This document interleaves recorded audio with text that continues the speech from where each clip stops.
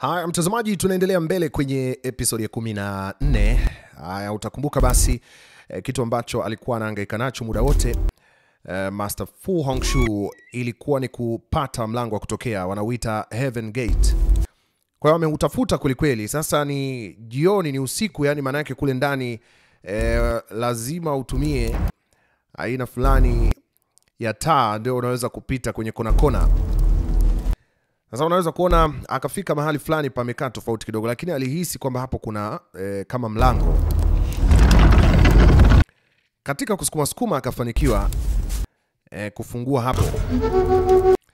Lakini sasa cha ajabu ni kwamba unapotembea, yani unajikuta unajikwaa kwenye mafuvu ya watu, na kuna miili ya watu wengi sana pale chini ambayo inaonekana wazi kwamba pale kuna watu pengine walifungiwa humo au walifia humo.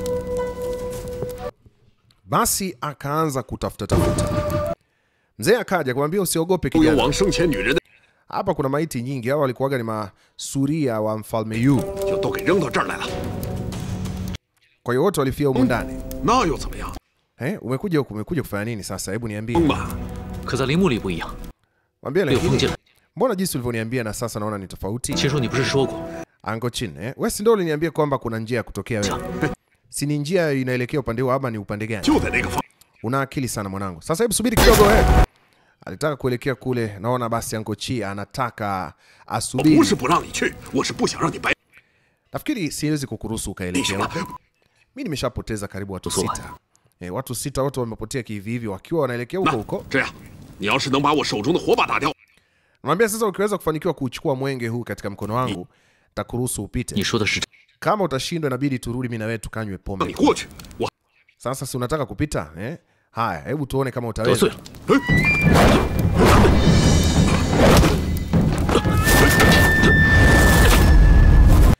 Basi kwa mara ya kwanza huyu Uncle Chin akaanza sasa kupambana na mwamba mwenyewe ambaye basi tunamuita Fu Hongxue. Sasa wamepambana kidogo tu, Uncle akaanza tena kuongea. Ni kama vile anaona kijana na ujuzi wa hali ya juu sana. Anamsifia, anamwambia unaonekana una uwezo sana, yani katika style ambazo unapigana nazo au unazitumia kupigana uko vizuri sana. Haya, wakaanza kuoneshana umwamba kule ndani.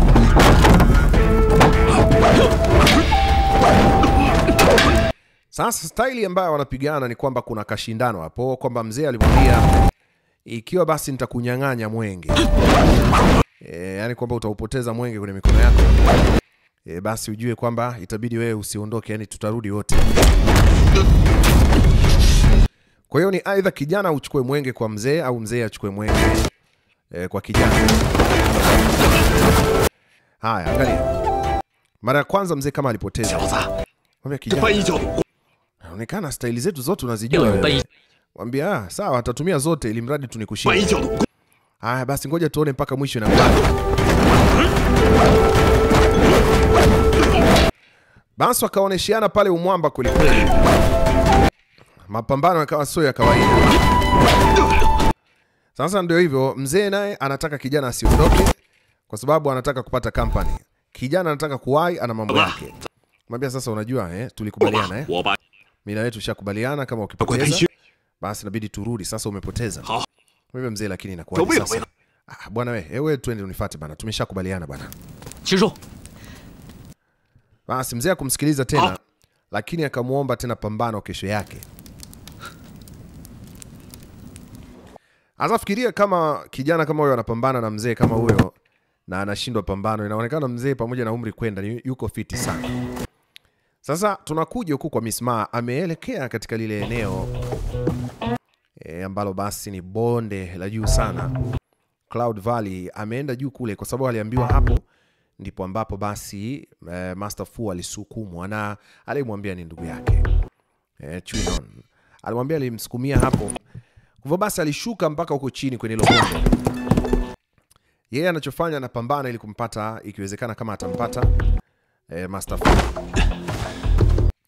Wakati huo usisahau kwamba basi Ye Kai anasakwa kweli na askari wanamsaka kwa sababu wamegundua kwamba mwanzoni alijifanya kwamba ni Murong Wingzu, sasa kumbe alikuwa feki. Kwa hiyo sasa imegundulika.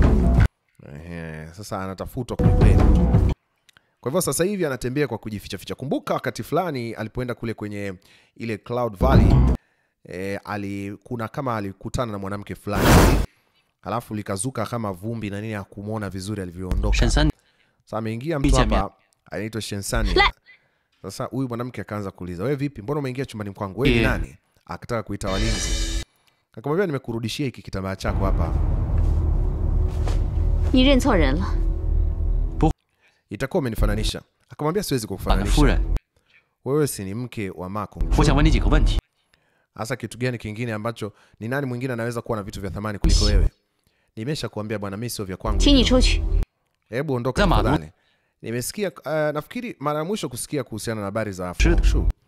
Nilisikia kama wewe ndo mtu ambaye ulikuwa ukimletea maji na chakula mara kwa mara gerezani. Fu Hongxue shi? Huyo Fu Hongxue ndo nani? Mimi simjui huyo Fu Hongxue. Kumwambia humjui.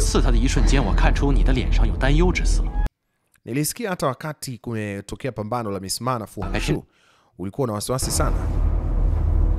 Ni suan shi zai weixie wo ma? Mbona unakuwa kama unanitisha wewe? Ni bu guo shi ge mao ming ding tie.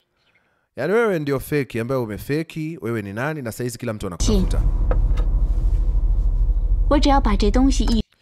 Hivi utaamini kama anahitaji tu kukiangusha tu hiki kimakeup changu hapa chini. Nikikiangusha tu hiki, askari wote watajaa hapa ndani.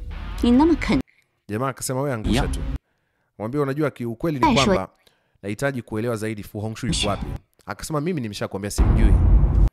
Haumjui wakati nyinyi wote mnatokea kwenye dhehebu moja la Demon Section.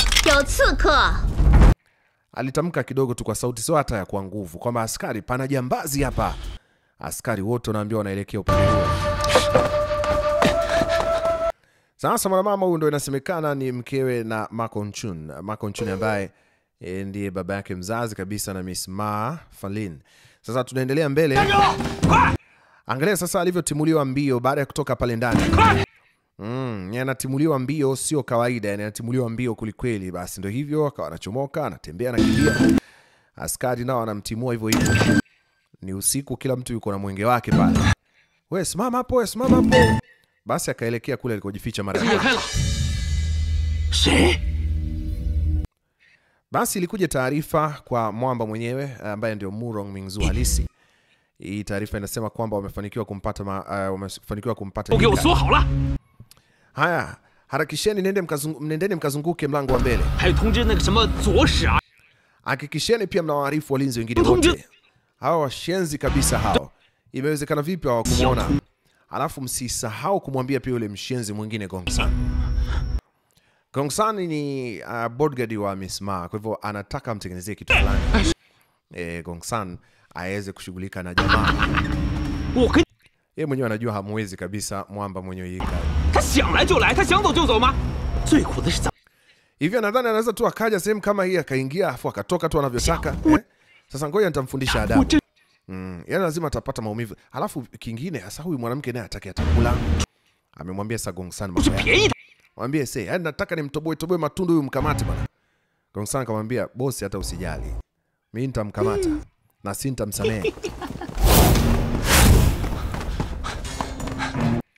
Wakati huo jamaa bado anatimua mbio, yani anapambana kweli kweli kujiokoa.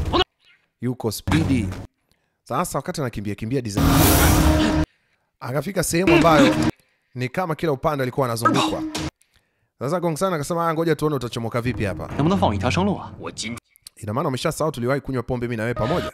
Wewe nani kama wewe nani wa kuniambia hivyo? Mwambia wewe naye. Yani ghafla tumeshasahau tulikotokea. Uncle Feng kaamuru askari waende wakapambana. Jamaa yuko vizuri, ana kung fu fulani hivi noma sana, yani martial art yake iko sawa sana. Kwa hiyo alianza kuwatandika askari, yani kama vile wao hawajui hata kupiga. Basi mapambano yakawa makali sana wakati huo. Kila mmoja akijaribu kwa nafasi yake kumkamata, lakini alikuwa na ujuzi wa kuwashinda. Angalia kitu anafanya. Sasa ikafika kuna wakati akatumia njia nyingine. Pana mnyororo fulani cheni hivi ambayo anaitumia kama silaha. Sasa angalia, wengine wakijitahidi kupambana naye, yeye anaitumia cheni hiyo kuadhibiwa. Koma nao kweli kweli. Ikafika kipindi akamwambia mimi sitaki tena kucheza, afu akakimbia. Yeye kufanya matukio kama haya ni kama mchezo kwake. Kama kustarehe tu. Kakutana sana Miss Ma, akaanza kumuita mke wangu. Sorry, Miss Ma. Vipi sasa tuongee kidogo basi, kuna mengi ya kuongea bwana. Hebu niambie. Hebu njoo nifuate. Hakutegemea hiko. Hata yeye mwenyewe haamini. Basi Miss Ma akampeleka mahali ambapo palikuwa na lango la siri la kutokea. Yani kama akipita hapo maana yake anaweza kutokea upande mwingine. Mwambie pita kwenye huu mlango utakuwa salama. Kisha kuandalia farasi upande wa pili. Akamuuliza kwa nini unanisaidia? Akasema sijui kwa nini. Lakini nadhani wewe si mtu mbaya. Alafu mimi na wewe tumeshawahi kuwa na mahusiano hapo kabla. Sijui nikushukuru vipi. Akamwambia una haja ya kunishukuru. Lakini sasa niambie ukweli. Akasema sawa, kuanzia sasa nitakwambia ukweli kila kitu. Wewe ni nani? Binti anamuuliza. Akamwambia mimi naitwa Ye Kai. Unaitwa Ye Kai? Sema yeye ndio naitwa Ye Kai. Unajua sana kupigana. Akasema mwalimu wangu alinifundisha si mtu anayependa umaarufu, hataki kutajwa tajwa. Kwa hiyo hutaki kuniambia, lakini bila hata kuniambia yaonesha wazi mbinu unazotumia kuzipigana nazo. Umefundishwa na Li Shun, atakuwa neno amekufundisha. Akasema una ujuzi wa hali ya juu sana. Nimewahi kusikia stories za huyo mwalimu na Flying Dagger. Ana kisu chake kinapaa hivi. Na nasikia kwamba kwa uwezo uliokuwa nao wewe basi ni ngumu mtu mwingine kumshinda. Sasa wewe hutaki pesa, hutaki wanawake, kitu gani unachokitaka? Jamaa akasema mimi nataka tu kuwa na furaha, ni enjoy, niwe napenda yani ku have fun. Kumwambia nieleze. Mwambia nilipokuwa mtoto. Basi wakati fulani niliiba kitu fulani ambacho ni cha kutengenezea visu na mapanga. Niliadhibiwa, yani kuna mtoto anamuelezea sana. Sema aliadhibiwa akafungiwa kwenye chumba chenye giza kwa muda mrefu. Alikuwa akipewa chakula pamoja na maji kupitia kijitundu. Binti akasema sasa walikuwa na ukatili mwingi. Sema wakati ilipofika alipotolewa katika hicho chumba ilikuwa tayari ameshakaa mwezi mzima, yani siku 30. Sema nini kikatokea? Kwa kweli sasa anaendelea vizuri, anakula na kulala vizuri. Na hapatwi na magonjwa ya ovyo. Chochote kinachofanyika kwenye arena kinamfanya yeye ajisikie vizuri. Kuna kitu kimoja sijaelewa. Jamaa akauliza kitu gani? Hebu nikuulize, watu wengine wanaiba toys, watoto wanaiba toys na vitu vingine. Ikawaje wewe ukaiba, huyo mtoto akaiba zana ya kutengenezea visu na mapanga? Akasema sielewi, lakini kabla sijaendelea mbele akatoa kijikisu. Hicho ndo kinaitwa Flying Dagger. Flying Dagger ni kisu cha aina yoyote kidogo tu, hata nyumbani unaweza ukawa nacho. Kinakuwa kidogo ambacho kwa mfano vile visu ambavyo vinakuwa kwenye nail cut. Vile navyo ni vidaga. Unaweza maana yake ni kwamba yani unaweza ukakitumia ukakirusha labda kikajichoma kwenye. Sasa kinaporuka kinaitwa Flying Dagger. Ndo maana. Sema ukweli ni kwamba hiyo story nilokusimulia huyo mtoto ni miaka mingi imeshapita na hiki ndicho ambacho kiliniponza mimi nikafungiwa kwenye hicho chumba siku 30. Anasema leo nakupa kama zawadi, hakina thamani lakini kwangu ni kitu cha basi alipopigana story hivyo. Kwambia unajua katika huu mji kuna siri nyingi. Moja kitu kinachonifanya mimi ni enjoy ni kuzijua siri za. Kwa hiyo wakati wote huwa anatembea kila kona na sababu ya msingi atakuja kwako ni kwa sababu nataka kufahamu mambo mengi. Basi akamwambia lakini kule katika kasri si sehemu ambapo watu wanafungiwa kwenye vyumba vya giza. Akamwambia bila shaka. Mwanzo nilidhani wewe ni Muro Mingzu. Sikudhani kama basi, yani sikuwa nataraji, sikuwa najua itakuwaje kama basi tukikaa pamoja kwa muda mrefu. Lakini inaonesha wazi kwamba ningekuwa mtu mwenye furaha sana. 好，以后要是你不开心了，随时叫我来哄你开心，我保证随叫随到。该说再见的时间到了。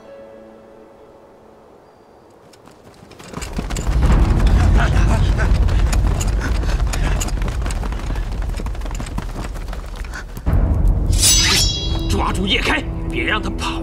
Sasa wakati ikiwa hapo muda huo basi wakatokea wale askari wengine ambao wote kwa pamoja walikuwa wameamua kuja kumzingira jamaa ili wamalizane naye. 那看你有什么本事，把他给我带上来。走。你们干嘛？放开我！放开！ Basi bibia ndio kama hivyo, yaonesha wazi ilikuwa ana shaka kwelikweli juu ya kinachoendelea, lakini Miss Ding naye akaletwa hapo mbele yake akiwa ana hofu kwelikweli juu ya ni nini ambacho kinaendelea kwenye maisha ya mshikaji, na sasa amekamatwa kwa sababu muda wote ilikuwa wanaonekana akishirikiana naye. Sasa atajitetea namna gani? No.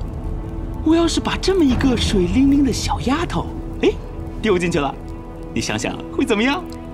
一定非常好玩。丁姑娘，你怎么还没走？我是为了救你才跑回来的呀，谁知道又变成你的拖油瓶了。我是不是一定要死在你手里啊？叶大哥，你走吧，不用管我了。慕容明珠，你给我把丁姑娘放了。